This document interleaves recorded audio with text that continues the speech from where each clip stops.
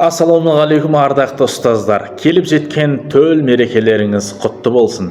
Біле білсек, адамның тұлға болып қалыптасуы ұстаз еңбегінің жемісі екен. Тарыдай болып мектеп табалдырығын аттаған баланың таудай азамат болуына мектептегі мұғалімнің тигізетін үлесі зор. Сондықтан бір әріп үйреткен адамға 40 жыл сәлем бер деген. Ұстазы жақсының ұстамы жақсы деген сөз бар. Ұстаздық ұлы құрмет. Себебі ұрпақты да ұстаз тәрбиелейді. Болашақтың басшысын да, данасын да, ғалымын да, еңбекқор егіншісін де, кеншісін де ұстаз өсіреді.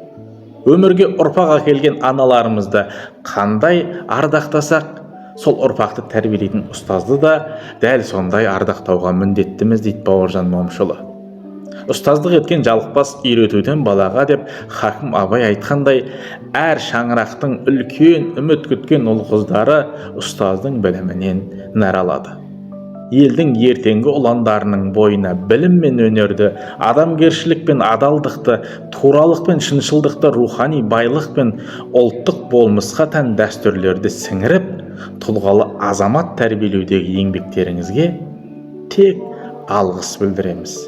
Алла сіздердің бастарыңызға амандық, дендеріңізге саулық, әрбір шәкірттеріңіздің және көпшіліктің ықыластарына бөленіп, әр мерекеде ескеріліп, еленіп жүре берулеріңізге тілектеспін.